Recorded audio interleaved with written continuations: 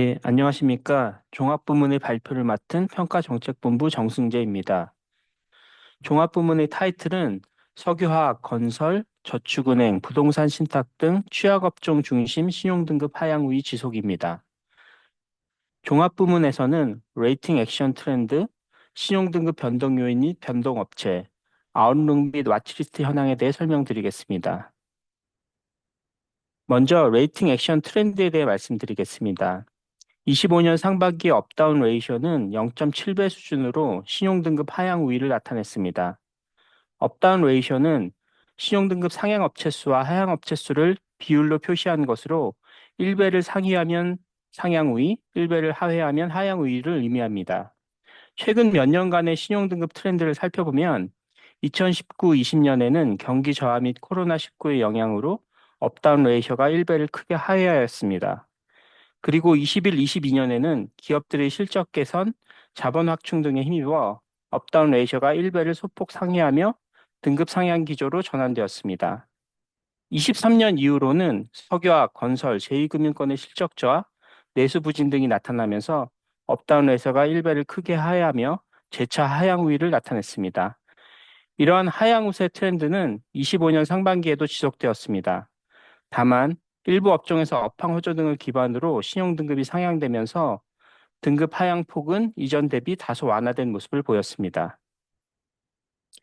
신용 등급 트렌드를 기업과 금융 부문으로 구분하여 설명드리겠습니다.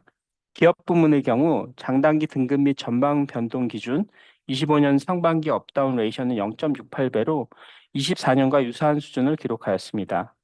주요 하향 업종은 석유화학, 건설, 상영관, 게임, 유통 등에 분포하였습니다. 상향 업종은 방위산업, 전력기기, 조선, 항공운송, 해운, 바이오 등으로 구성되었습니다. 금융부문의 업다운 레이셔는 0.9배로 하향 우위를 나타냈지만 24년 대비로는 하향 우위 기조가 완화된 모습을 보였습니다.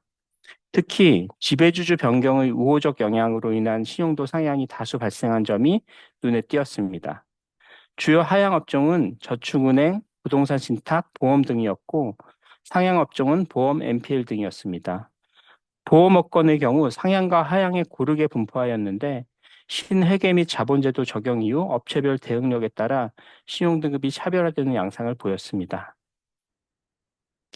다음으로 주요 신용등급 변동 요인과 변동 업체를 살펴보겠습니다. 먼저 등급 하향과 관련해서는 영업환경 저하로 인한 실적 및 경기 대응력 약화가 주요 요인으로 작용하였습니다. 석유화학 관련 업체의 하향 변동이 5개로 가장 많았고 건설사의 실적 부진에 따른 하향 변동도 나타났습니다. 게임, 상영관, 유통 등 업종의 수요 트렌드 변화로 인한 하향 변동도 눈에 띄었으며 투기 등급도 5개 업체가 하향 조정되었습니다. 롯데그룹은 롯데케미칼, 롯데건설 외에도 그룹 통합기준 신용도가 저하되면서 이의 영향으로 지주를 포함한 4개 계열사의 신용등급이 하향되었습니다. 금융권, 금융권의 경우 3개의 보험업체와 저축은행, 부동산 신탁업체가 등급 하향을 주도하였습니다. 그 외에 지배주주 변경 등의 이슈로 등급 하향이 나타나기도 하였습니다. 이어 등급 상향 요인과 상향 업체에 대해 살펴보겠습니다. 전력기기 관련 업체, 방위산업, 조선, 해운, 바이오 등의 업종에서 우호적 업황 및 경쟁력 개선을 기반으로 신용도 상향이 나타났습니다. 또한 아시아나항공을 인수한 대한항공의 등급이 상향되었고 LG CNS도 상장에 따른 자본 여력 강화를 기반으로 등급이 상향되었습니다. 금융 부문의 경우 양호한 자본 적성성을 기반으로 보험사의 등급 상향이 이루어졌고 우호적 시장 환경이 조성되고 있는 NPL 업체도 신용도 상향이 나타났습니다. 또한 우리금융지주에 인수된 동양생명보험, ABL생명보험과 우리금융지주내 증권사로 출범한 우리투자증권, 새마을금고중앙회에 인수된 NG캐피탈의 신용도도 상향되었습니다. 다음으로 아웃룩 및 와치리스트 현황에 대해 알아보겠습니다. 상반기 말 아웃룩 와치리스트 분포는 긍정적 방향 14건, 부정적 방향 23건으로 여전히 부정적 방향성이 우세하였습니다. 다만 24년 말 부정적 방향이 35건에 달했던 점을 감안할 때 다수의 등급 하향이 이루어지면서 25년 상반기 말에는 부정적 방향성이 다소 완화된 상태입니다.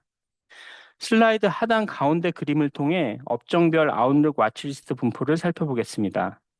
기업 부문의 경우 부정적 방향성이 다수 분포한 업종은 석유화학, 건설, 자동차 부품, 의류 등이었으며 긍정적 방향성이 높은 업종은 방위산업, 전력기기 등이었습니다. 금융 부문은 저축은행, 부동산 신탁, 손해보험의 부정적 방향성이 높게 나타난 반면 NPR, 캐피탈은 긍정적 방향성에 높게 분포하였습니다. 아웃룩 와치리스트 분포를 고려하면 향후 신용등급 전망에도 부정적 압력이 내재 있는 것으로 보입니다. 비우호적 업황의 등급 조정이 상당 부분 이루어졌고 업황 호조 업종을 중심으로 실적 개선 기대가 존재하지만 석유화학, 건설, 저축은행, 부동산 신탁 업종 등에 있어 비우호적 환경이 지속되고 있는 점이 부담 요인으로 작용하고 있습니다. 또한 글로벌 관세, 지정학적 리스크, 내수 및 부동산 경기, 신정부의 정책 효과 등이 중요한 변수로 작용할 전망입니다. 이러한 대내외 경제 여건의 영향과 업체별 대응력에 따라 향후 신용도의 차별화가 나타날 것으로 예상됩니다. 이어서는 신용도 상하향 업체 및 아웃룩 와치리스트 부여 업체에 대한 세부 리스트를 첨부하였습니다. 참고로 살펴보시면 좋을 것 같습니다.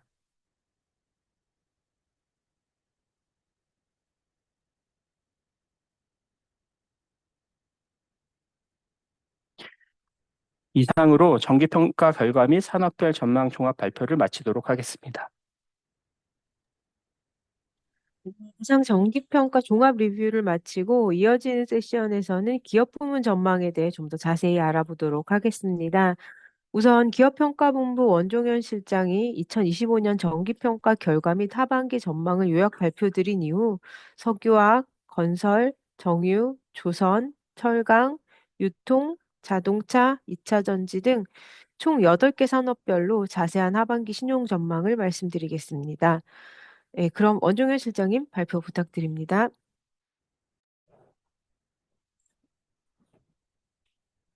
네, 안녕하세요. 한국신용평가 원종현입니다. 기업평가 부문 상반기 정기평가 결과 및 하반기 신용 전망에 대해 간략히 말씀드리겠습니다. 앞서 종합 발표에서 언급된 바와 같이 2025년 상반기 기업 부문의 장단기 등급 및 전망 기준 업다운 레이시오는 0.68배로 2024년에 0.66배와 큰 차이를 보이지 않았고 수요 부진, 글로벌 관세, 지정학 리스크 등 대내외 경제 여건 불확실성 속에서 신용 등급 하향 우위 기조가 지속되었습니다. 수요 부진과 공급 과잉으로 장기간 비우호적 수급 환경이 이어지고 있는 석유화학 산업의 신용도 하락이 두드러졌고 부동산 업황 부진으로 일부 건설, 건자재, 시멘트 업체의 신용도도 저하되었습니다. 유통게임도 소비 여가 트렌드의 변화로 인해 신용도 저하 업종에 포함되었습니다. 다만 방산, 조선, 항공, 해운, 호텔 등의 업종은 우호적인 수요 환경, 인수 합병을 통한 시장지 강화, 자체 재무구조 강화 등으로 신용도가 개선되었습니다. 그룹별 그룹 계열사별 신용도 방향도 차별화되었는데요. 롯데, SK는 신용도 하향이 우세했고 한화, HD, 현대 계열은 신용도가 상승했습니다. 6월 말 기준 부정적 등급 전망이 16건으로 긍정적 등급 전망 11건 대비 5건이 많아 여전히 신용도 하향 기조 지속 가능성이 높은 상황입니다. 다만 부정적 등급 전망 26건, 긍정적 등급 전망 11건이었던 24년 말 대비로는 부정적 등급 전망 우위가 완화되었습니다. 하반기에는 주요국 기준금리, 환율 등 거시 경제 변수의 변화, 국내외 경제 성장률과 주요 산업 수요 변동, 대미 관세 협상 결과와 지정학적 리스크, 그리고 신정부의 정책 방향성을 기업 신용도에 영향을 미치는 핵심 모니터링 요인으로 꼽을 수 있겠습니다. 더불어서 일부 그룹과 개별 기업 차원에서 진행되고 있는 사업 재편의 속도와 실질적인 성과 수준도 신용도 관점에서 중점적으로 점검해야 할 포인트입니다. 다음은 향후 1년 내외의 단기적 관점의 주요 산업별 업황 및 신용도 전망입니다. 석유화학, 건설, 2차 전지 유통은 여전히 비우호적인 산업 전망과 부정적 등급 전망 아래에 있고, 방사는 우호적 업황과 신흥도상 긍정적 모멘텀이 유지될 것으로 보고 있습니다. 메모리 반도체를 포함한 6개 업종은 연초 대비 인더스트리 아웃룩이나 크레딧 아웃룩이 변경되었습니다. 메모리 반도체는 범용 IT 제품량 메모리 수요와 가격이 다소 가변적이겠지만, AI 관련 고부가 메모리의 견조한 수요 성장세를 바탕으로 우수한 영업 실적과 재무 부담 완화 추세가 이어질 것으로 전망됨에 따라 크레딧 아웃룩을 긍정적으로 제시합니다. 항공은 국제 여객 수요 회복이 마무리 단계에 접어들고 화물 사업 실적도 연착륙이 예상됩니다. 이 가운데 상반기 중 사업 경쟁력 강화를 반영하여 대한항공의 신용 등급이 상향된 점을 반영하여 등급 전망을 안정적으로 변경하였습니다. 자동차와 자동차 부품은 미국 관세 및 친환경차 정책 방향성을 감안할 때 실적 가변성이 커진 점을 감안하여 인더스트리 아웃룩을 비우호적으로 조정하였습니다. 현대차 그룹을 중심으로 실적 변동 또는 투자 부담 확대를 감내할 수 있는 재무 여력을 갖추고 있지만, 현대차 그룹 외 업체들은 비우호적으로 변화한 업황에 대한 대응력이 충분하지 않을 수 있다는 판단입니다. 상용가는 컨텐츠 플랫폼의 다양화와 컨텐츠 소비 패턴의 변화 등으로 코로나 이전 대비 관람 수요가 저조한 수준에 머물고 있고, 최근 회복세마저 둔화되고 있는 점을 감안하여 인더스트리 아웃룩을 비우호적으로 변경하였습니다. 철강은 수급 불균형, 미국발 통상 압력 등으로 저조한 실적 흐름이 전망되고, 투자 부담 또한 가중되고 있는 점을 반영하여 크레딧 아웃룩을 부정적으로 변경하였습니다. 그간 호텔업과 통합하여 업황 전망과 크레딧 전망을 제시했던 면세업은 입출 국객 증가라는 우호적인 기조 수요 환경에서도 관광객들의 쇼핑 채널 다변화, 면세품의 가격 경쟁력 약화 등으로 면세시장 매출 회복이 지연되고 있고, 공항 면세점 임차료 부담으로 부진한 영업 실적이 이어질 것으로 예상되는 점을 반영하여 인더스트리 아웃룩을 비우호적으로, 크레딧 아웃룩을 부정적으로 제시합니다. 다음은 2025년 하반기 주요 산업별 인더스트리 크레딧 아웃룩과 키워드입니다. 각 업종별 상황 및 하반기 전망을 한 장의 장표에 요약한 것이며, 세부 내용은 지난 7월 4일에 발간된 각 산업별 리포트를 참고하여 주시기 바랍니다. 이어서 석유화학 산업을 시작으로 주요 산업별 정기평가 결과와 하반기 신홍도 전망에 대해 말씀드리겠습니다. 석유화학 산업은 업황 부진이 오랜 기간 이어지고 있습니다. 산업 내 업체들이 수익성 부진과 재무 부담 확대 추세에서 벗어나지 못하고 있고요. 결과적으로 상반기 정기 평가에서 자체 신용도 포함 기준 총 6개 업체의 신용 등급 또는 등급 전망이 하향 조정되었습니다. 올레핀 비중이 높은 롯데케미칼, SK 어드밴스드, 효성화학의 실적 부진과 신용 등급 하향 기조가 이어졌고, 방향족 시황 역시 저하된 결과 SK 지오센트릭의 자체 신용도가 하향 조정되고, HD 현대케미칼은 등급 전망이 부정적으로 변경되었습니다.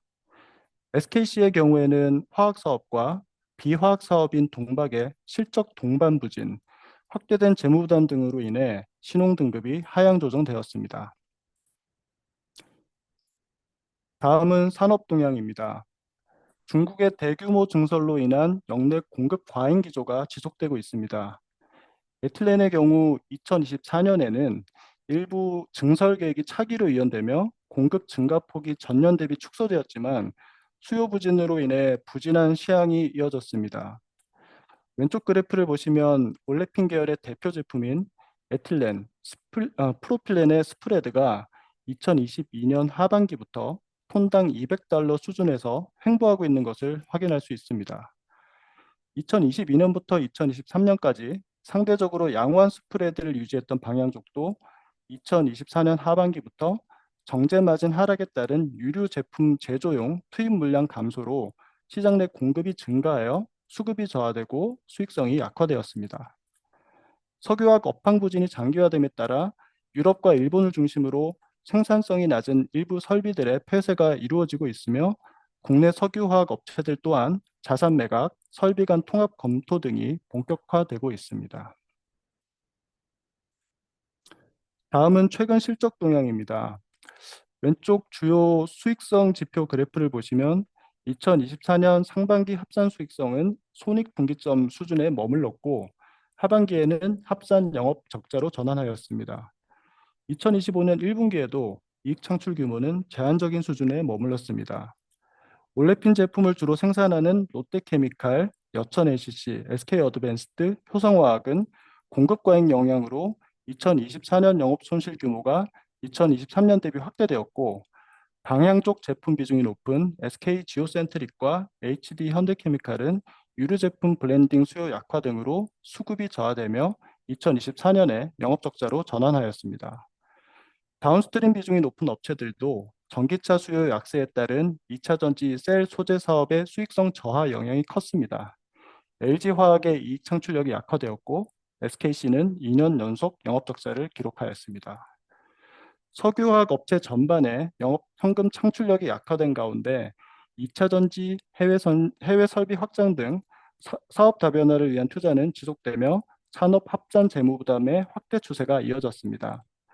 오른쪽 그래프에서 파란색 막대 그래프로 표시된 주요 9개 업체의 24년 말 합산 순차입금은 39.7조 원으로 3년 만에 18.7조 원이 증가하였고 합산 에비타의 5.6배에 달하고 있습니다.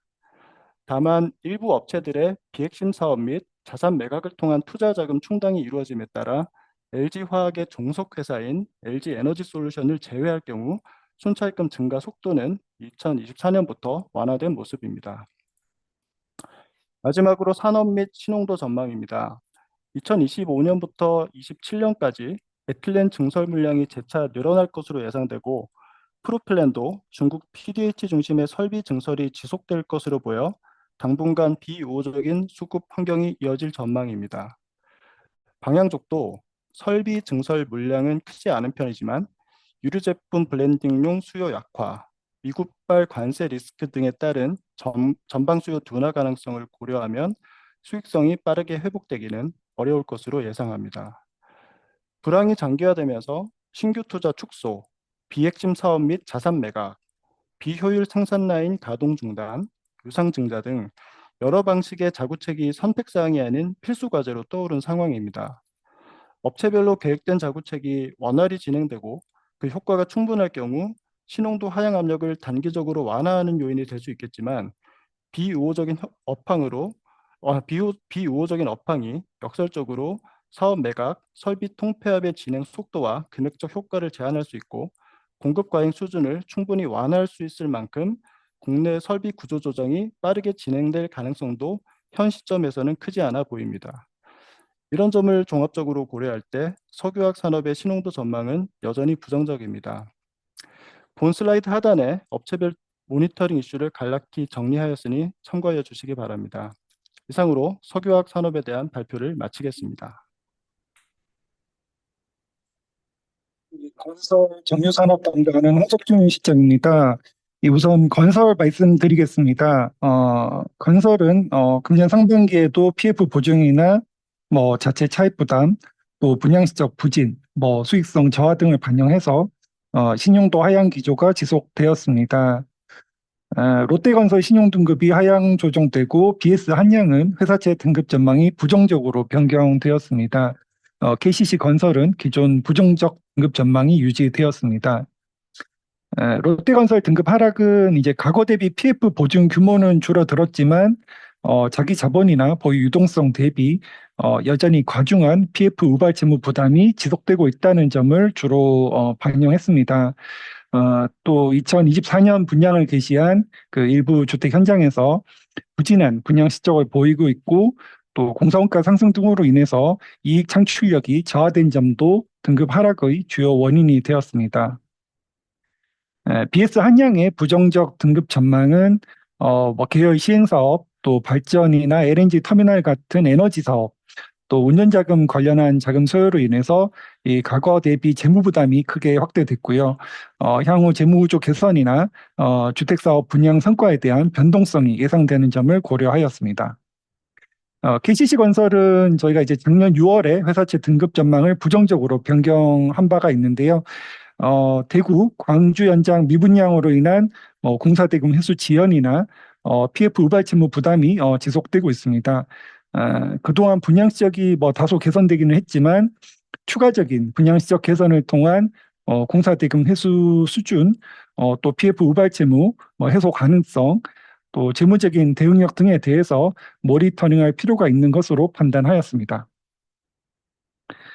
예, 산업 동향입니다. 우선 분양시장에 대해서 말씀드리면 사실 작년까지는 서울 포함한 수도권하고 지방시장 간의 양극화되는 양상이었는데요.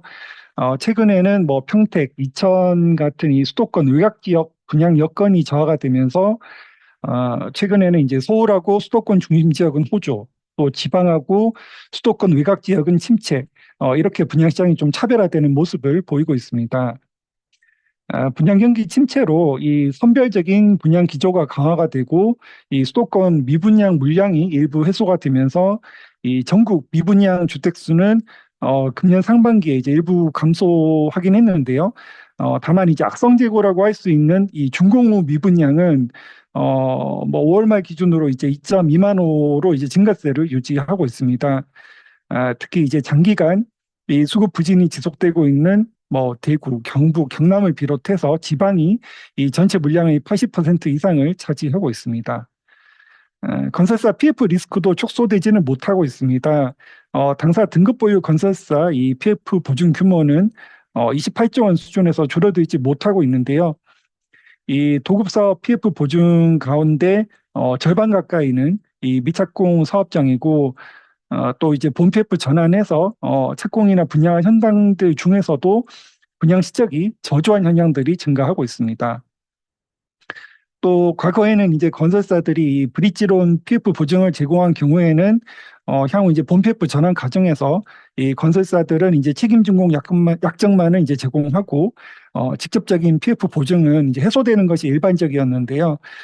최근에는 건설사가 이 본 PF 이후에도 이 후순위 PF 대출에 대해서 보증을 제공하는 사례가 증가하고 있습니다. 또 최근 이제 홈플러스 이제 회생 절차 신청 이후에 일부 점포의 이제 임대차 계약 해지, 계약 변경 같은 불확실성이 증가하고 있기 때문에 미착공 사업장 중에서는 특히 이 홈플러스 점포 개발 사업과 관련한 PF 보증에 대해서 좀 보다 면밀하게 이제 검토가 필요하다고 보고 있습니다. 예, 건설사 영업 실적하고 재무적인 측면에 대해서 말씀드리겠습니다. 2022년까지 분양한 현장들 공사 진행이 이제 2024년까지 매출에 반영이 되면서 건설사들 매출이 이제 성장세를 유지했는데요. 금년 1분기에는 23년 또 24년 이제 분양 물량 위축으로 인한 영향이 이제 본격화되면서 전년 동기 대비로는 매출이 감소세로 전환되었습니다. 수익성은 이제 인건비 상승 등으로 인한 공사 원가 부담이 지속이 되면서 24년까지 크게 하락했습니다. 당분간 이제 건설사 매출은 점차 둔화되는 추세가 예상이 되지만 수익성은 공사 원가 급등기에 착공한 기존 이제 현장들이 이제 점차 마무리되고 또 이제 원가 상승분을 도급액에 이제 상당 부분 반영한 23년 이후 이제 착공 현장들 비중이 이제 확대됨에 따라서 점차 회복될 것으로 전망하고 있습니다. 재무적인 측면에서는 공사 미수금, 미청구 공사 등을 포함한 이제 매출 채권 증가로 인한 운영자금 부담이 주요 차입금 확대 요인이 되고 있습니다. 건설사 매출 채권 확대는 이 준공이 임박한 주택 물량 집중, 공사비 상승, 또 분양 연기 부진 등 이제 여러 요인이 복합적으로 작용하는 것으로 저희는 판단하고 있습니다. 주택 공급이 상대적으로 많았던 2022년 이전 착공 물량이 순차적으로 준공되고 있기 때문에 준공 임박 물량의 집중으로 인한 어떤 매출채권 증가 요인은 금년 중에 상당 부분 이제 해소될 수 있다고 보고 있습니다. 다만 이제 최근 매출채권 확대는 지방 주택 시장 또 오피스텔 지식 산업센터 같은 이 비주택 상업용 부동산 경기 침체로 인한 미분양이 상당한 영향을 미친 것으로 보입니다. 따라서 이제 경기 부진이 장기화되면서 미분양이 해소되지 못하거나 입주가 지연될 경우에는 매출 채권과 관련한 대손 인식 규모가 확대될 수 있다. 뭐 이렇게 판단하고 있습니다. 예, 하반기 건설사 신용도 전망입니다. 최근 서울 포함한 이제 수도권 일부 지역의 우호적인 분양 여건에도 불구하고 이 지방이나 수도권 외곽의 경기 부진이 이어질 것으로 예상되기 때문에 하반기에도 지방 주택 현장이나 오피스텔, 지상 물류센터 이런 비주택 현장의 공사대금 회수나 외부 차입 부담, PF 리스크 등이 과중한 건설사를 중심으로 신용도와 하향 압력이 지속될 것으로 전망하고 있습니다. A급 이상 상위 건설사는 주요 진행사업장 분양 실적, 매출 채권 해소 등을 통한 재무 안정성 유지 여부, 또 최근 이제 사고 관련 영향 등에 따라서 신용도가 차별화될 수 있고요. 트리플 B급 중견 건설사 경우에는 지방 소재 이제 사업장 비중이 상대적으로 크고 특정 현장 분양 실적이나 PF 위험이 신용도 전반에 부담으로 작용할 수가 있습니다. 따라서 이제 유동성 대응 능력을 포함해서 경기 변동에 대응할 수 있는 재무 역량을 확보하고 있는지가 주요 신용도 결정 요인이다. 이렇게 판단하고 있습니다. 예, 다음은 정유산업입니다. 금년 상반기 정유사 등급 조정은 없었고 기존 등급 또 등급 전망이 유지되었습니다. 현재 이제 S-오일에 대해서는 긍정적 등급 전망이 부여되어 있습니다.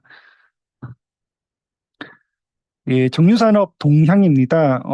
정유사 실적은 사실 정제 마진이 가장 핵심적인 부분이고요.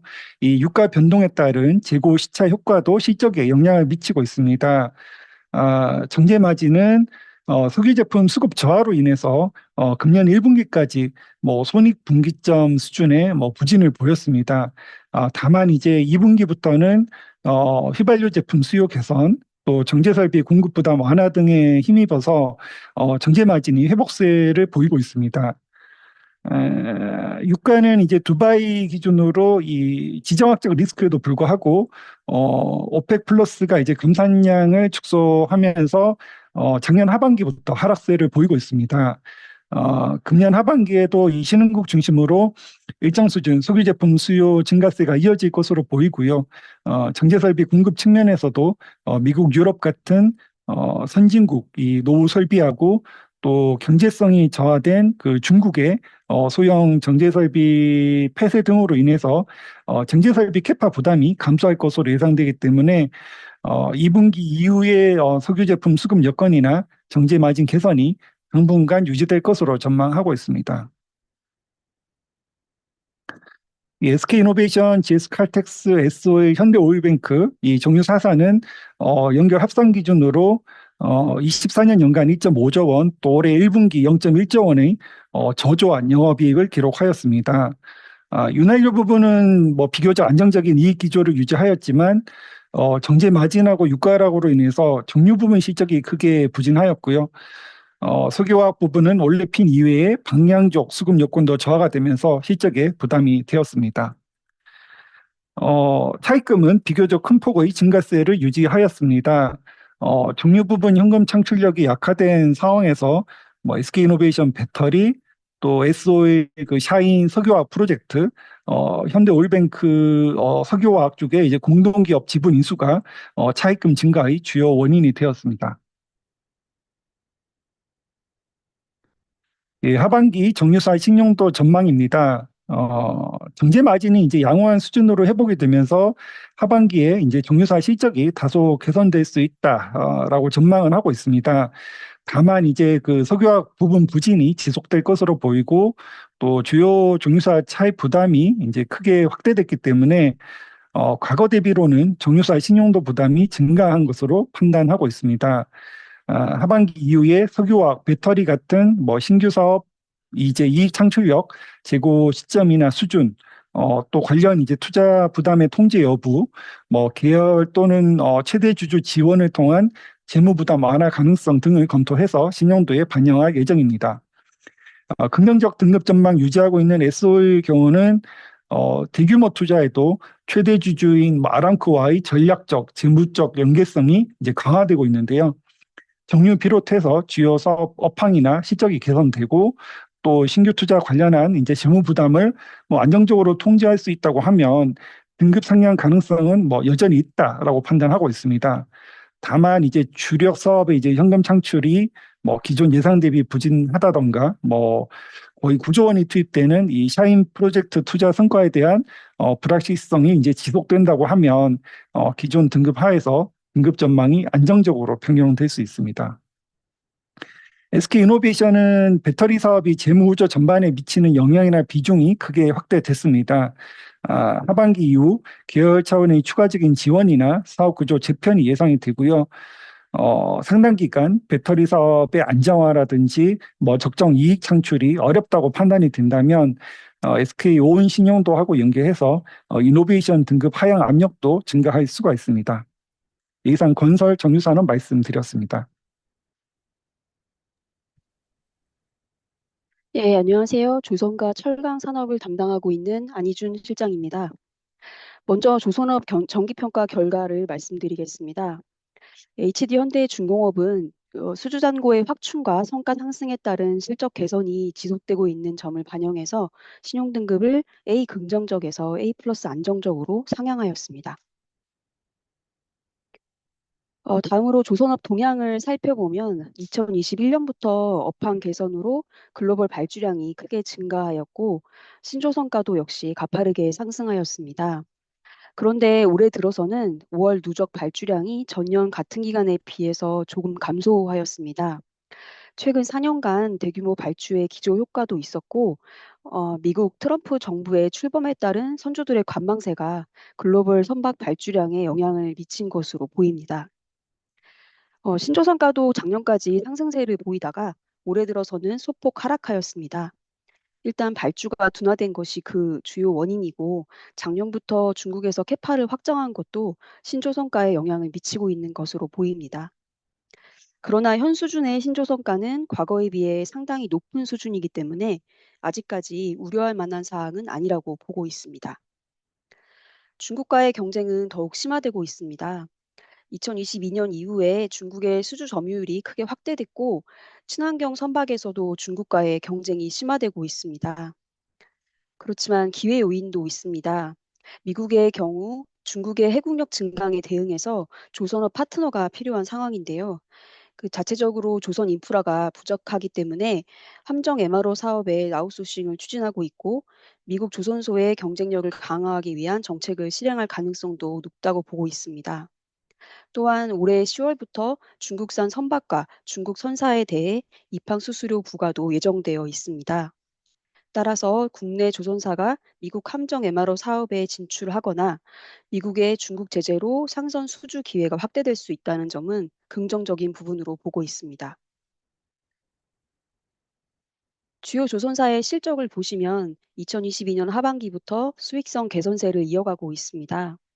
앞으로도 고성가 수주군의 매출 인식 비중이 더 높아지면서 당분간 실적 개선 추세가 지속될 것으로 전망됩니다. 재무적 측면에서는 오른쪽 그래프에서 보시는 것처럼 신규 수주 증가에 따른 선수구입 유입과 하나오션 유상 증자가 이루어졌고 이익 창출력도 개선되면서 순차입금이 지난 3월 말에 3.5조 원으로 감소하였고 순차입금 EBITDA 배수도 개선되고 있습니다. 공정이 진행되면서 운전자본 부담으로 인해서 순차입금이 다시 증가할 수 있지만 조선사들이 현금 흐름 변동성에 충분히 대응할 수 있는 재무적 여력을 갖추고 있는 것으로 판단하고 있습니다.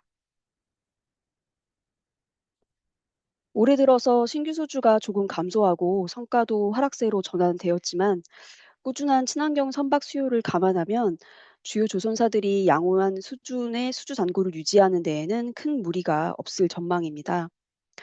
신조선가도 조선사의 수주 잔고가 확충된 점과 과거에 비해 상승한 원가 수준을 고려하면 하락폭은 제한적일 것으로 예상하고 있습니다.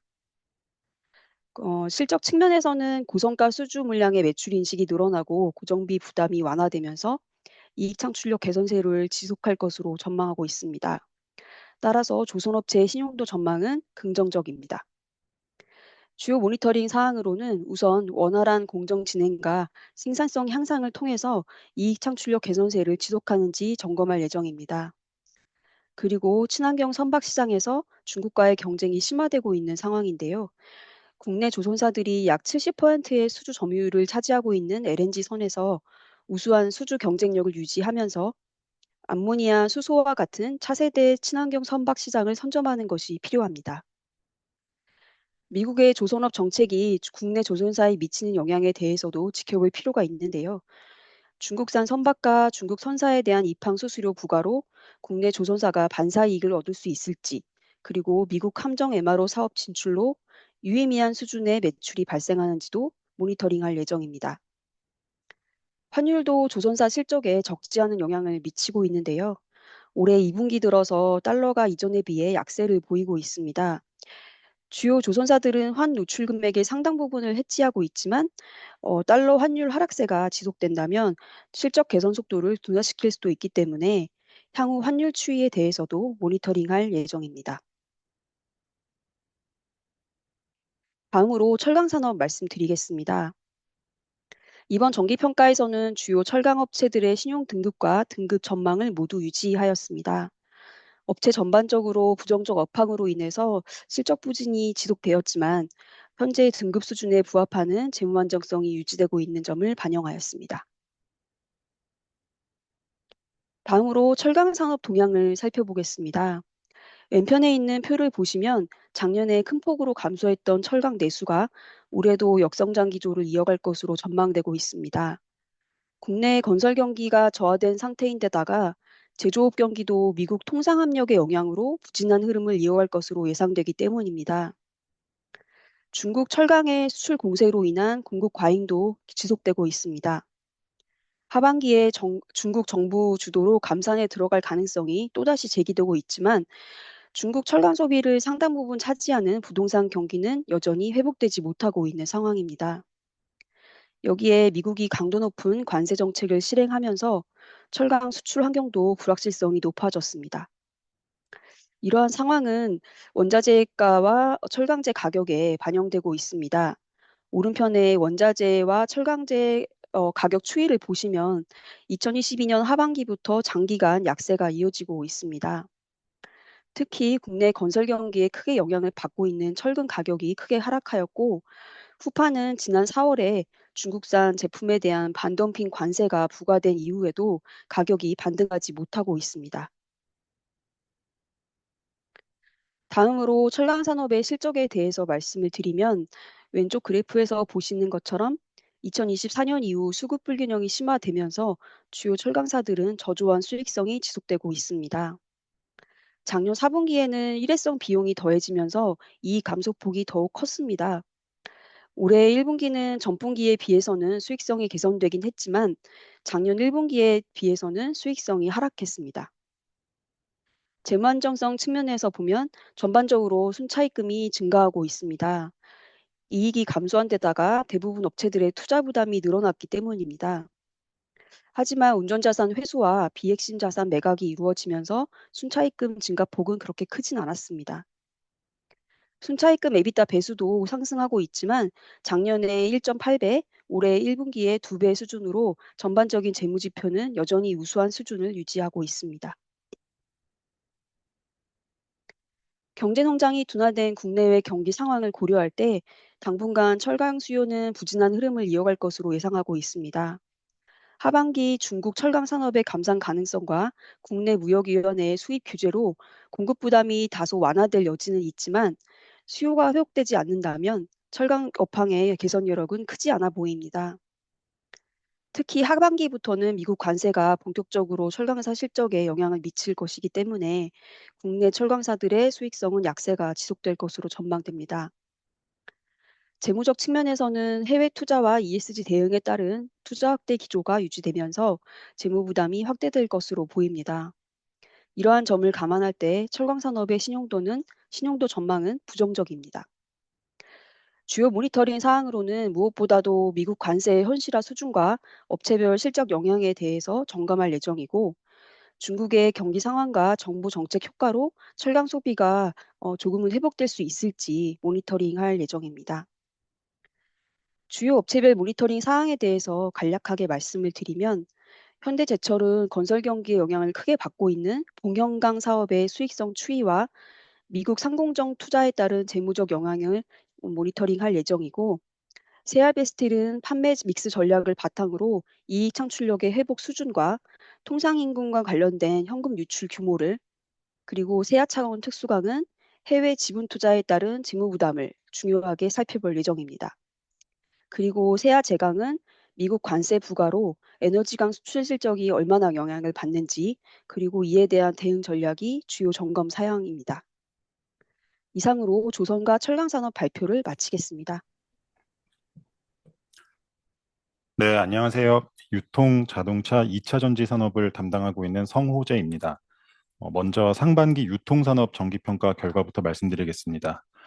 잘 아시는 것처럼 이번 상반기 중에는 홈플러스에 대한 기업회생 절차가 개시되면서 등급 조정이 있었는데요.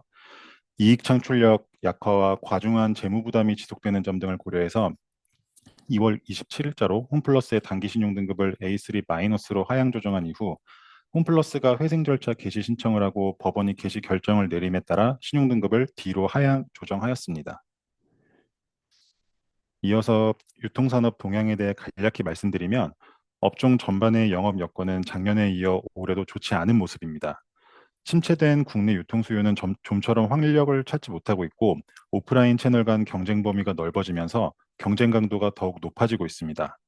온라인은 성장률이 둔화되면서 네이버와 같은 상위 업체 중심으로 시장 재편에 속도를 내는 중이지만 알리나 테무 같은 글로벌 이커머스 업체의 국내 공세가 더욱 거세지고 있어서 당분간은 시장 경쟁 강도 완화를 기대하기 어려워 보입니다. 다음은 유통업계 실적에 대해서 말씀드리겠습니다. 2022년을 기점으로 이익 창출력이 하락세에 있는 모습인데요. 가계 소비 침체에 따른 수요 부진이 주된 요인이지만 인건비나 리뉴얼 등에 따른 비용 부담도 수익성 저하에 영향을 미치고 있습니다. 다만 동일 업체 내에서도 경쟁력에 따라 사업 전략에 따라 업체별 실적 차별화가 점차 심화되고 있습니다. 홈플러스 같은 경우에도 비우호적인 업황의 영향도 작용했겠지만 자체 경쟁력 이슈가 보다 크게 작용했다고 보고 있습니다. 재무 위험 측면에서는 경쟁력 제고를 위한 투자 자금 소요로 2020년 이후 순차입금 증가 기조가 유지되고 있습니다. 다만 재무 커버리지 지표의 변동은 제한적인 모습입니다. 신정부 출범 이후에 소비 심리 회복에 대한 기대감도 커지고 있지만 오프라인 기반 유통업체들의 가시적인 수요 반등으로 이어지기에는 부족해 보입니다. 선별적 확장 또는 리뉴얼을 통한 집객 여건 개선과 수익성 중심의 사업 전략 등에 따라 업체별 실적은 상회할 수 있겠지만 업계 전반적인 이익 창출력 회복은 더딜 것으로 예상됩니다. 현금 창출력의 뚜렷한 개선이 기대되지 않는 상황에서 사업 경쟁력 유지 등을 위한 투자는 계속될 것이기 때문에 재무 구조 개선 여력도 당분간은 제한적이라고 판단됩니다. 이러한 점을 감안해서 유통산업 신용도 전망을 부정적으로 제시하고 있는데요. 업체 내에서 경쟁력이 현저히 저하되거나 재무 부담이 과중한 업체들의 경우에는 신용도 하방 압력이 상존합니다. 업체별로는 이마트와 코리아 세븐 등이 주요 모니터링 대상입니다. 이마트 같은 경우에는 최근 수익성이 회복 흐름을 나타내고 있긴 하지만 주력인 할인마트 부분의 실적은 여전히 부진한 상황이고요. 또 온라인과 건설 부문은 영업 적자 기조에서 탈피하지 못하고 있습니다. 재무 안정성 지표들도 저하된 상황이 지속되고 있는데요. 홈플러스의 회생 절차 개시로 대형마트 산업 내 경쟁 구도의 일정 부분 변화가 예상은 되지만 이것이 실적으로 확인되는 데에는 시간이 좀 소요될 것으로 보입니다. 그리고 온라인 부분 관련해서 알리바바와의 합작 사업 진행 경과와 그 성과에 대한 모니터링도 필요합니다. 코리아 세븐 같은 경우에는 사업 경쟁력 약화로 외형이 축소되고 또 미니스톱 통합 비용과 같은 비용 부담까지 가중되면서 2023년 이후에 영업 적자가 지속되고 재무 부담도 확대되고 있습니다. 영업 효율화 등을 통한 경쟁력 회복이 필요한 상황이고요. 또 부진 점포 정리나 비용 구조 개선 등을 통한 수익성 회복 여부를 중심으로 모니터링할 계획입니다. 이번에는 자동차와 자동차 부품 산업 정기평가 결과에 대해서 말씀드리겠습니다. 근본 정기평가에서는 재무적으로 여류한 투기 등급 부품사들의 신용 등급이 하향 기조를 나타냈습니다. 이익 창출력 저하와 국내 및 해외 공장 신차종 관련한 설비 투자에 따른 재무 부담 증가 등을 고려해서 아진산업과 서진캠의 등급 전망을 부정적으로 변경했고요. 핸즈 코퍼레이션은 신용 등급이 하향 조정되었습니다. 반면에 DH 오토리드 같은 경우에는 최대 주주 변경 이후에 기존의 대유 위니아 계열 관련 리스크가 일정 부분 해소됐다고 봐서 등급을 상향 조정했습니다.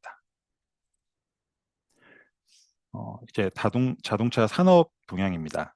24년에 이어서 25년에도 완성차 판매량 성장세는 이어지고 있지만 그 성장률은 둔화된 상태입니다. 올해 하반기에도 무역 분쟁 등에 따른 수요 위축 우려는 있지만 현재 수준의 성장률은 이어나가지 않을까 예상하고 있습니다.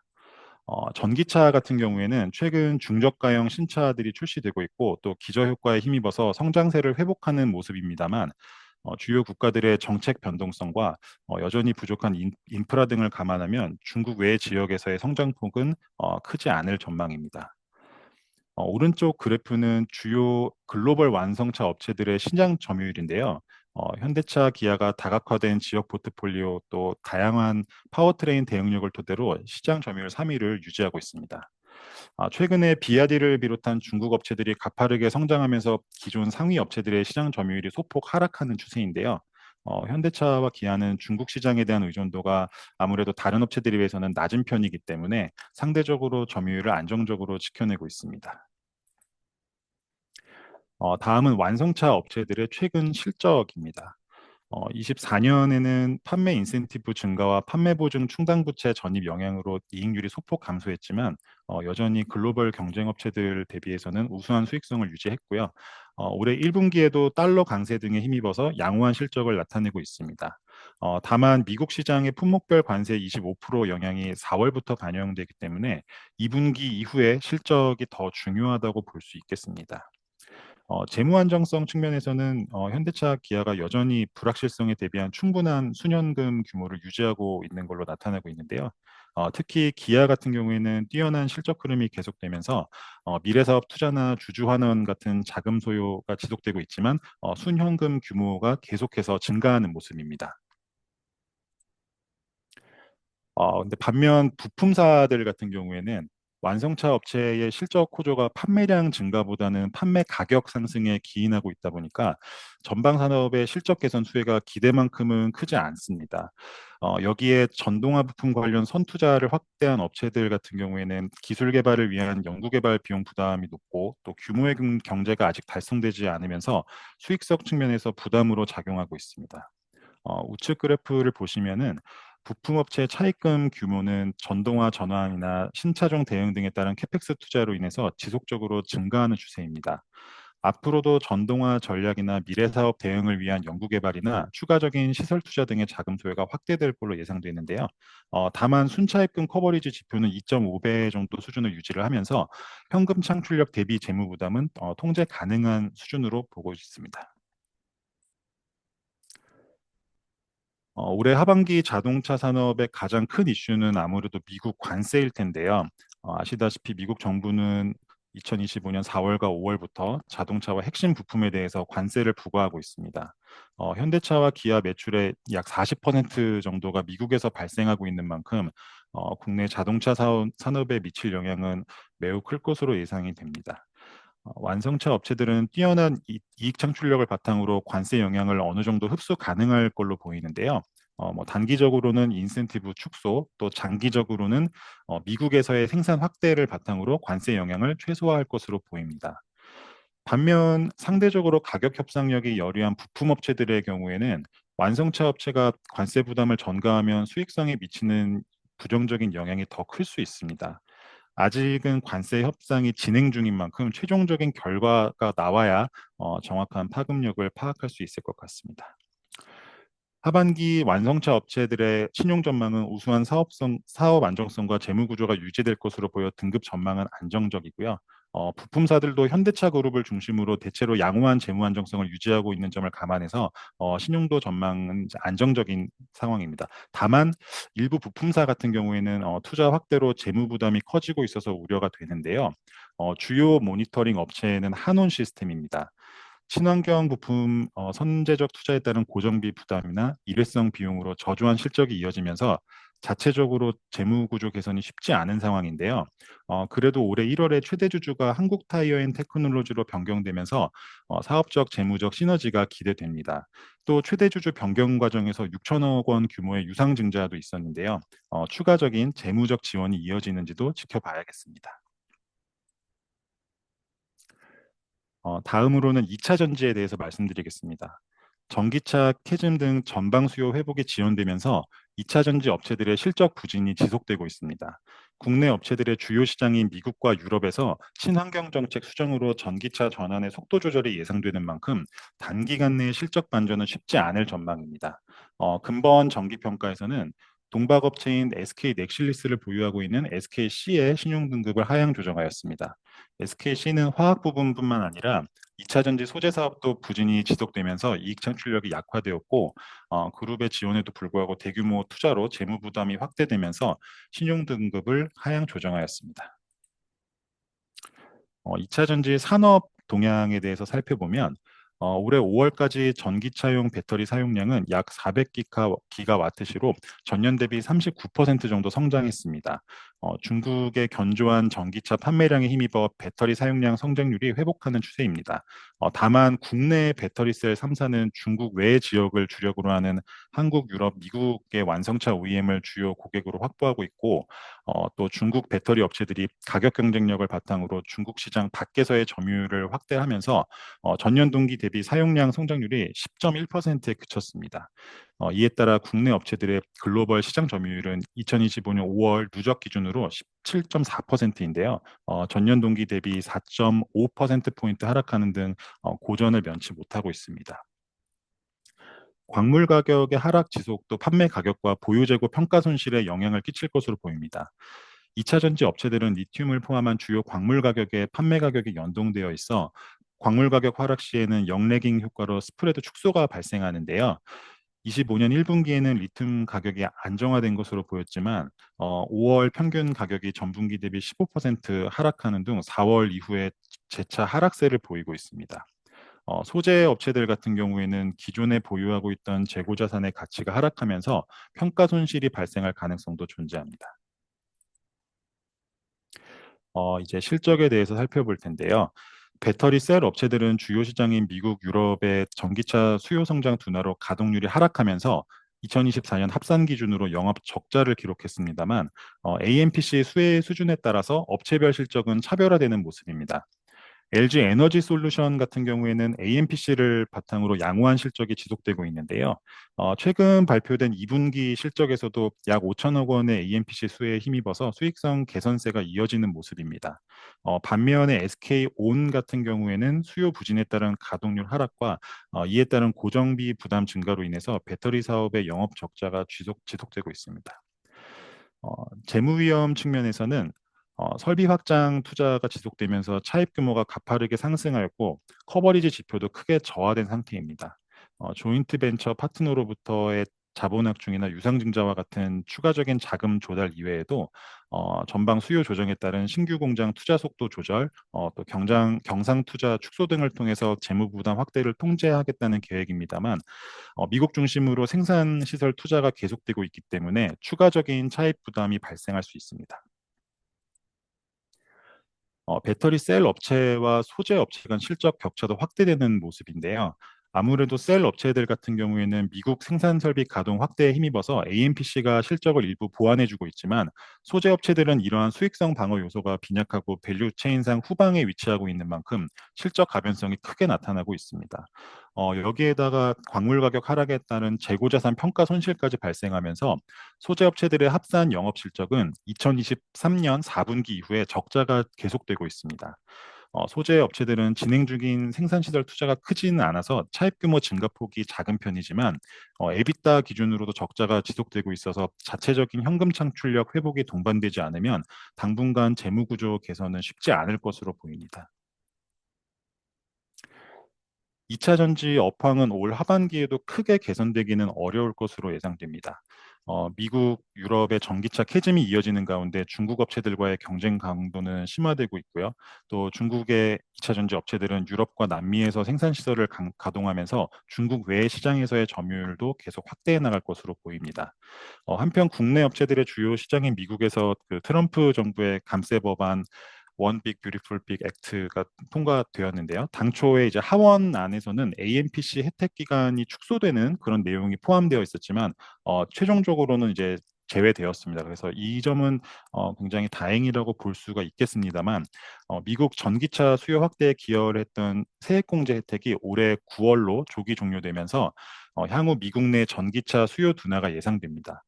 이로 인해서 미국 생산시설 투자에 집중했던 국내 업체들의 고정비 부담 증가와 투자비 회수 지연이 우려되는 상황입니다. 유럽 같은 경우에도 2025년부터 CO2 배출 규제가 강화될 예정이었지만 매년 벌금을 부과하는 방식에서 25년부터 27년까지 3년 합산 배출량 기준으로 벌금을 부과하는 걸로 변경이 이제 됐습니다. 그래서 규제 강화에 이제 힘입은 전기차 수요 견인 효과는 좀 감소하지 않을까 예상하고 있습니다.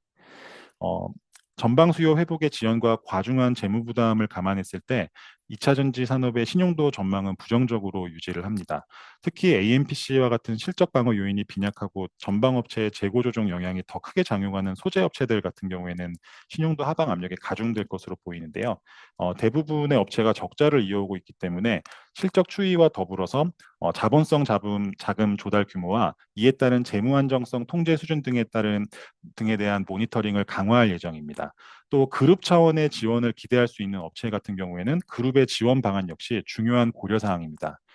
그리고 IRA를 포함한 주요 자동차 시장에서의 친환경 정책 변동 내용과 이에 따른 영향에 대해서도 면밀하게 모니터링하겠습니다. 이상으로 유통 자동차 2차 전지 산업 발표를 마치겠습니다. 네, 그럼 이어서 금융 부문 전망에 대해 알아보겠습니다. 우선 위지원 실장이 금융 부문의 하반기 전망을 전체적으로 말씀드린 이후 부동산 신탁, 증권, 캐피탈 순서로 총 3개의 산업별 하반기 신용 전망을 자세히 말씀드리겠습니다. 네, 그럼 위지원 실장 발표 부탁드립니다. 네, 안녕하세요. 부동산 신탁과 증권 담당하고 있는 위지원 실장입니다.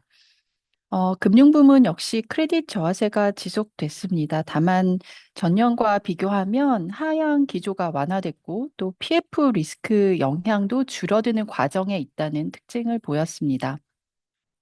하반기 신용도 방향성을 좀 전망해 보면 6월 말 기준으로 아웃룩과 워치리스트 분포는 부정적 하향 검토 8건, 긍정적 상향 검토 3건으로 부정적 전망이 우세한 상황입니다.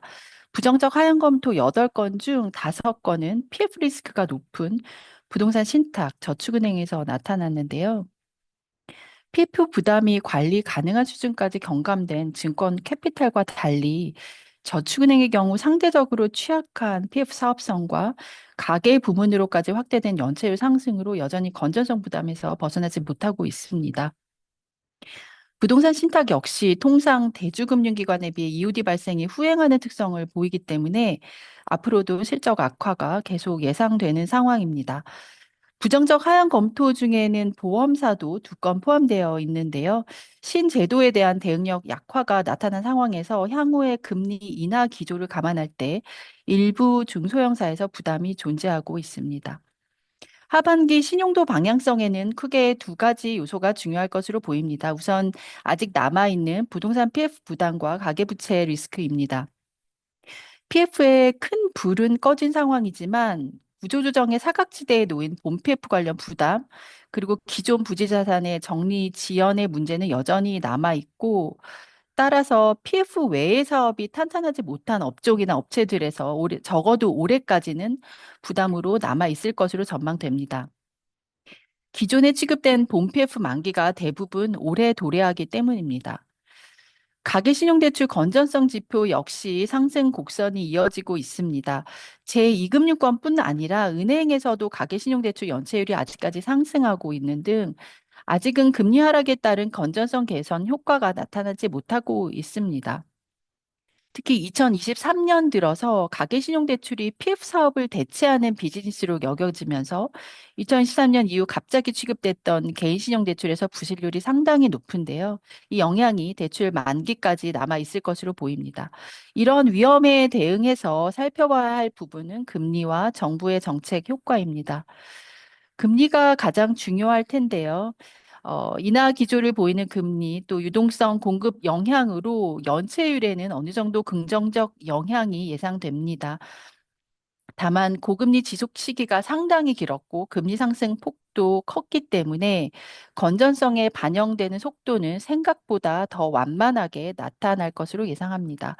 특히 이금융권의 실적 회복에 실질적으로 도움이 되기 위해서는 PF에서 문제가 되고 있는 지방이나 비주거 시설, 그리고 저신용 다중채무자의 신용형 회복까지 이어져야 하는데 사실 이 부분은 당분간은 해소가 쉽지 않을 것으로 전망됩니다. 마지막으로 점검할 부분은 신정부에서 추경 예산 편성을 통해 배드뱅크나 새출발기금 등 취약계층에 대한 금융 지원책과 내수진작 등을 위한 다양한 경기 부양책들을 내놓고 있습니다. 배드뱅크의 경우 사실 규모나 대상 면에서 당장 금융기관의 건전성 지표에 미치는 영향은 크지 않습니다. 이러한 정책들이 당장 올해 하반기에까지 영향을 나타내기는 쉽지 않을 것으로 보이지만 부동산 정책 등 신정부에서 내놓고 있는 다양한 정책 효과에 대해서는 장기적으로 그 영향을 계속 지켜봐야 할 것 같습니다. 저희는 저축은행, 부동산 신탁, 캐피탈 신용카드, 생명보험에 대해 인더스트리 아웃룩을 비우호적으로 보고 있습니다. 저축은행 신탁, 캐피탈 신용카드의 경우에는 PF와 가계신용대출에서의 건전성 이슈가 여전히 크고 생명보험의 경우 자본규제 강화와 금리 하락에 취약하기 때문입니다. 이들 중에서 저축은행과 부동산 신탁의 경우에는 크레딧 아웃룩도 부정적인데요. PF가 건전성뿐 아니라 영업적으로도 큰 영향을 미치기 때문에 부동산 사이클 전환 전에는 실적이나 재무구조 회복이 쉽지 않아 보입니다. 올해 초에 증권과 캐피탈에 대한 전망이 변경됐습니다. PF 부담이 경감된 점이 주요했는데요. 증권의 경우 인더스트리 아웃룩과 크레딧 아웃룩 모두 기존 비우호적에서 중립적으로, 캐피탈은 인더스트리 아웃룩은 여전히 비우호적인 반면 아웃룩, 크레딧 아웃룩은 중립적으로 변경됐습니다. 부동산 신탁부터 말씀드리겠습니다. 현재 유효 등급을 보유하고 있는 신탁사는 6개사입니다. 이번 상반기에 교보자산 신탁, 한국투자부동산 신탁 2개사에 대해서 등급 전망이 안정적에서 부정적으로 변경됐습니다. 교보자산 신탁의 경우에는 2023년에 이어 2014년에도 책준형 사업에서 대규모 부실이 지속됐습니다. 자본 확충을 통해 재무 비율을 관리하고는 있지만 책준 관련 우발 위험과 수주 실적 위축으로 사업 기반이 크게 약화된 점을 고려했습니다. 한국 부동산 신탁의 경우에는 자기 자본 대비 신탁 계정 대여금 투입 부담이 굉장히 커지면서 재무 부담이 크게 상승했습니다. 또 최근에는 차입형 개발 신탁까지 적극적으로 수주하고 있기 때문에 단기간 내 재무 안정성 개선이 쉽지 않을 것으로 예상되는 점을 고려했습니다.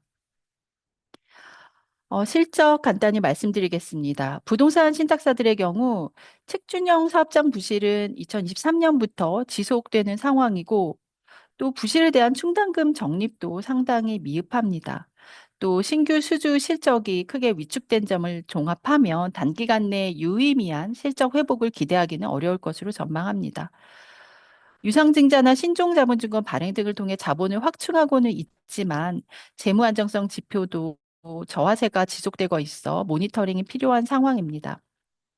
가운데 그림의 신탁개정대 잔액을 보시면 신탁개정대 잔액이 2022년 말 2.6조 원에서 2024년 말 7.7조 원으로 5조 원 이상 증가했는데 증가한 신탁개정대의 70%가 고정 이하 자산이었습니다. 신탁사의 자금 투입이 주로 사업 성과가 미흡한 현안 사업장을 중심으로 이루어졌기 때문입니다. 그 결과 우측 그림을 보시면 일부 신탁사의 대규모 자본 확충에도 불구하고 자기 자본 대비 순고정이하 자산 비율이나 부채 비율 등 재무 안정성 지표 저하세가 지속되는 상황입니다. 왼쪽 그림은 14개 신탁사의 분기 손익입니다. 책준형 사업장 부실이 본격화되면서 2023년 4분기부터 실적이 악화된 것을 확인하실 수 있습니다. 중간중간 흑자를 기록한 분기도 일부 존재하지만 주로 대손 비용을 덜 인식하면서 나타난 불황형 흑자로 신탁 보수는 신규 수주 감소로 인해 꾸준히 감소하고 있습니다. 크레딧 이슈 말씀드리겠습니다. 중요한 책준 리스크에 대해서 최근에는 성격이 조금 바뀌고 있죠. 네, 과거에는 준공을 위한 자금 투입 부담, 즉 신탁 개정대 증가가 핵심이었다면 이제는 기한 미준수 사업장에 대한 PF 원리금 대지급 관련 소송 부담이 크게 부각되고 있습니다. 현재 기수주 사업장의 책준 기한이 상당히 도래했기 때문에 잔여 사업장 수는 크게 감소한 상황입니다. 저희가 신용등급을 보유한 신탁사를 기준으로 공사가 진행 중인 책준 사업장 수는 2023년 말 166개에서 작년 말에는 57개까지 감소했습니다. 이제는 준공을 위한 신탁 개정대 투입 부담은 크게 경감된 것으로 보고 있습니다. 반면에 책준 기한을 준수하지 못한 사업장에 대한 PF 원리금 대지급 부담이 핵심 리스크로 대두되고 있는데요. 책준 미이행 사업장에 대한 PF 잔액은 23년 말 0.7조 원에서 작년 말에는 1.6조 원까지 증가했습니다. 무엇보다 책준 미이행 관련 손해배상의 범위에 있어서 최근 1심 소송 결과 신탁사가 패소하는 판례가 누적되고 있기 때문에 신탁사가 PF 원리금을 배상해야 할 가능성이 높아지고 있습니다. 두 번째 이슈는 비우호적인 사업 환경입니다. 책준형 개발신탁 시장이 위축되면서 수주 실적이 과거 대비 상당히 위축됐습니다. 차이평의 경우에도 사업 진행이 더딘 도시정비 사업이 수주 실적에서 차지하는 비중이 높아지면서 실질적인 수익 기반은 약화되는 상황입니다. 아직까지는 기존에 수주했던 사업장에서의 이연 수익이나 신탁 개정 때 이자 수익 등으로 신탁 산업의 수익 창출력 약화가 크게 부각되지는 않고 있지만 신규 신탁사 설립 등으로 인해서 신탁사 간 경쟁이 상당히 치열해졌고 또 이에 따라서 현 수준의 저조한 수주 환경이 지속되는 경우에는 수익 기반 악화 우려가 더욱 심화될 것으로 예상됩니다. 모니터링 계획입니다. 수주 실적이나 수익성, 재무 건전성 모두 저하됨에 따라서 우선 신용도 전망은 부정적이고요. 특히 책준형 관리 부담이 높은 신탁사의 경우 신용도 하락 압력이 높을 것으로 분석합니다. 책준 미이행 관련 소송 경과에 주목하고 있는데 현재 1심 패소한 신탁사들의 경우 모두 항소한 것으로 파악이 되고 있습니다. 이에 최종적인 결과가 나오기까지는 시간이 상당히 소요될 것으로 예상됩니다. 다만 1심 패소 누적에 따른 공탁금 납부, 소송 충당 부채 인식 등으로 재무 부담은 확대될 것으로 예상되는데요. 이러한 소송으로 인한 재무 부담이 확대될 경우 부정적 영향은 상당히 오래 갈 수 있을 것으로 보입니다.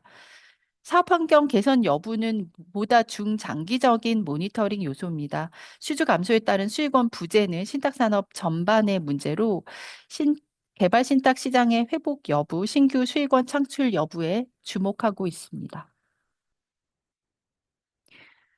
다음으로 증권업종 말씀드리겠습니다.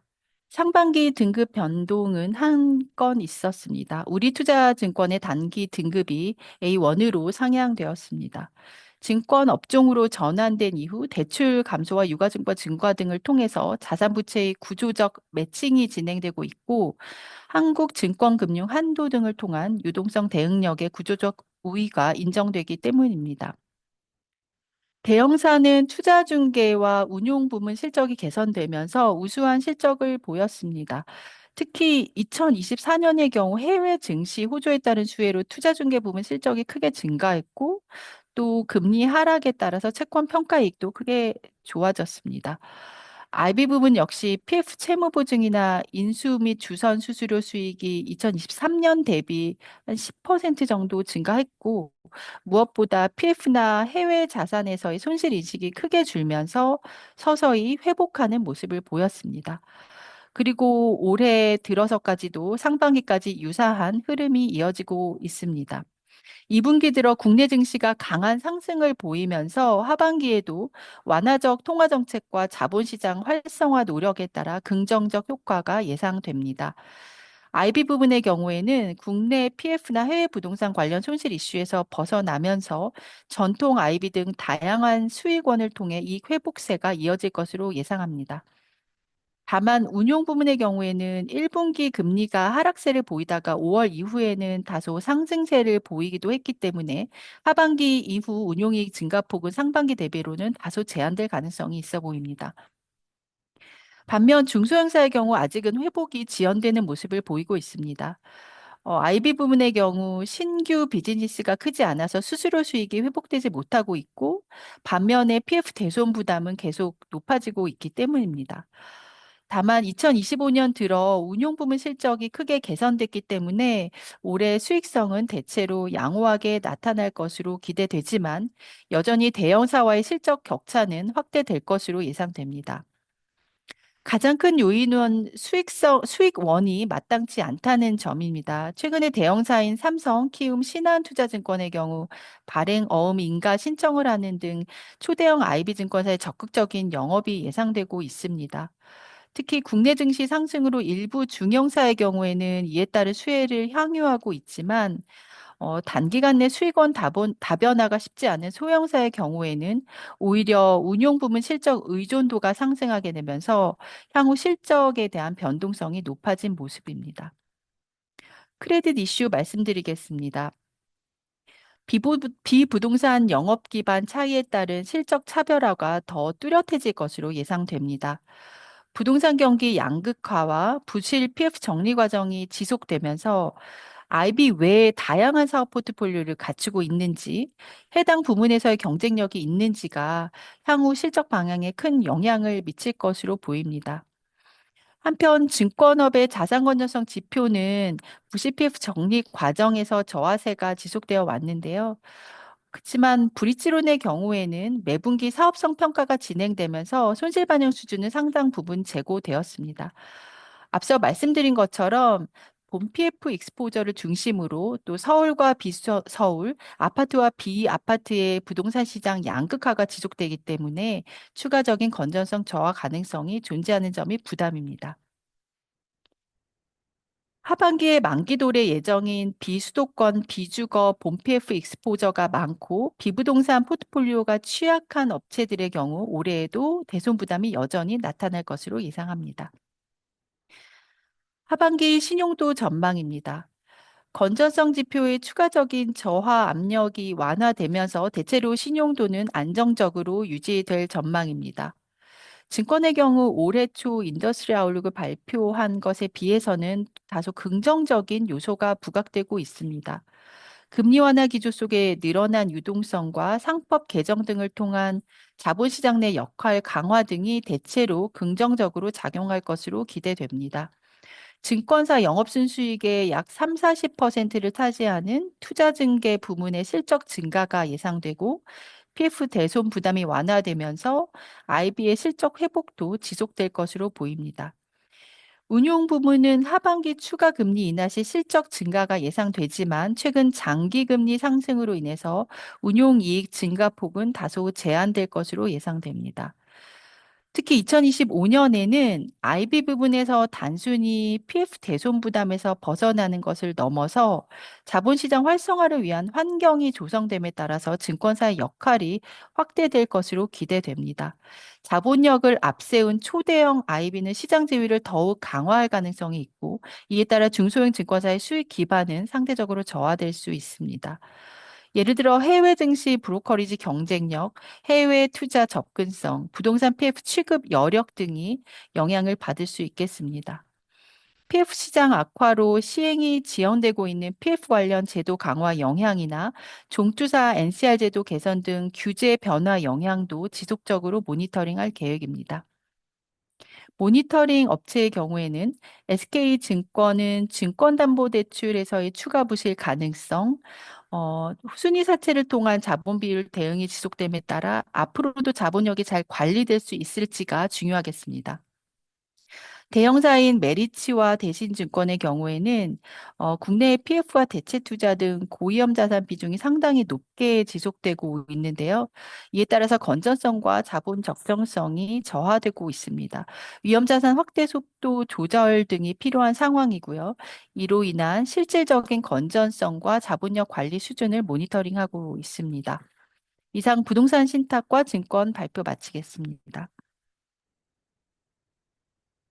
안녕하세요. 캐피탈 업종을 담당하고 있는 정혁진입니다.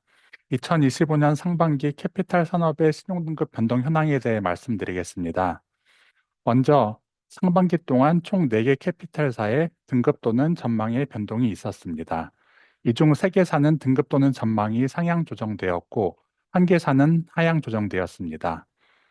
구체적으로 살펴보면 롯데캐피탈은 롯데그룹 핵심 계열사인 롯데케미칼의 신용등급이 하향되면서 계열 지원 가능성이 악화된 점을 반영하여 신용등급이 AA- 부정적에서 A+ 안정적으로 조정되었습니다.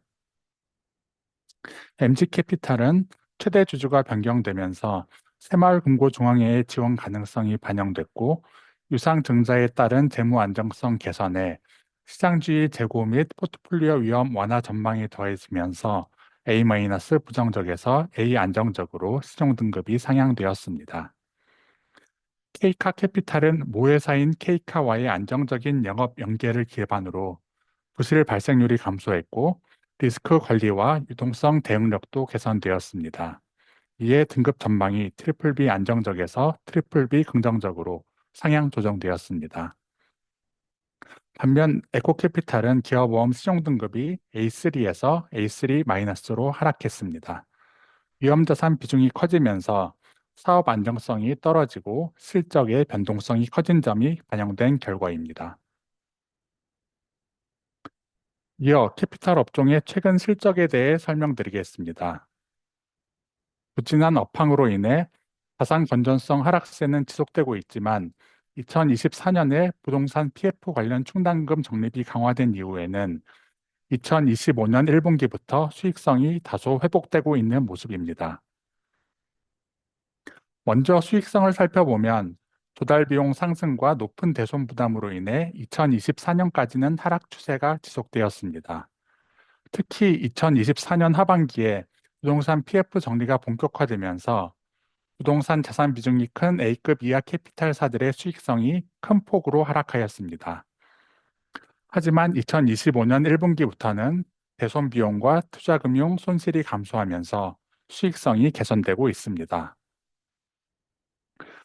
다음으로 자산 건전성을 보면 하단 우측의 그래프와 같이 부동산 PF 사업성 악화와 개인 사업자 신용대출 연체율 상승으로 고정이하 여신 비율이 여전히 상승세입니다.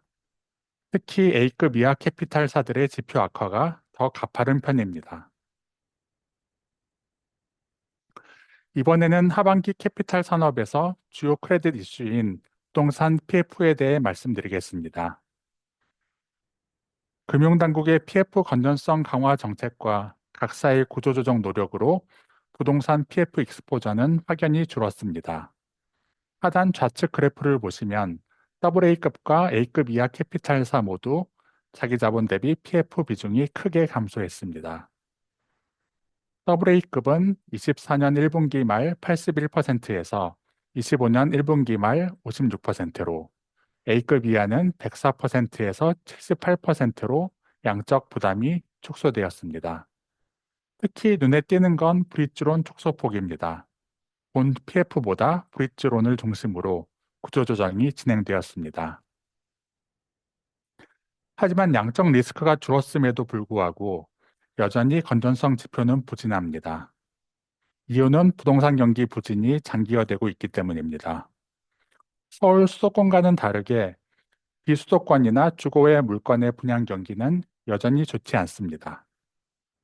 캐피탈사들의 PF는 지방 및 브릿지론 비중이 적지 않습니다. 기존 유의 이하 정리가 순조롭지 않은 캐피탈사들은 사업성 악화에 따라 유의 이하로 추가적으로 전이되는 부담으로 인해 건전성 지표 회복에 상당 기간이 소요될 수 있습니다. 충당금 적립률도 낮은 편으로 추가적인 대손 부담 역시 존재합니다. 우측 그래프와 같이 요주의 이하 여신 대비 PF 충당금 적립률은 AA급 21%, A급 이하 16%로 다른 업권보다 낮습니다. 향후 브릿지론과 지방 물건 비중이 큰 업체들을 중점적으로 모니터링할 계획입니다. 마지막으로 하반기 캐피탈 업권의 신용등급 전망은 안정적으로 보고 있습니다. 부동산 PF 구조조정이 진척됨에 따라 수익성 및 건전성 하방 압력이 전년 대비 완화되었고, 관련 잠재 리스크 역시 상당 부분 기존 신용등급에 반영되었기 때문입니다. 개선 가능성이 높은 조달 여건 또한 긍정적인 요인입니다. 다만 고위험 자산으로 분류되는 부동산 PF와 개인 신용대출 부분의 리스크는 당분간 부담 요인으로 작용할 것입니다. 불리한 영업 환경이 지속될 경우에는 관련 영업자산 비중이 높은 회사를 중심으로 신용도에 부정적인 영향이 나타날 수 있습니다. 그럼에도 불구하고 캐피탈사들의 경상적인 이익 창출력과 PF 구조조정 진행 속도를 고려하면 업권 전반의 실적이 급격히 악화될 가능성은 높지 않다고 판단됩니다. 따라서 각사의 PF 익스포저 정리 성과, 개인 신용 대출 차주의 질적 구성, 연체율 추이 및 충당금 적립의 적정성 등을 중점적으로 모니터링하며 개별 기업의 리스크 관리 역량을 점검할 계획입니다. 모니터링 업체는 발표 자료 참고 부탁드리겠습니다. 이상으로 캐피탈 업종에 대한 발표를 마치겠습니다.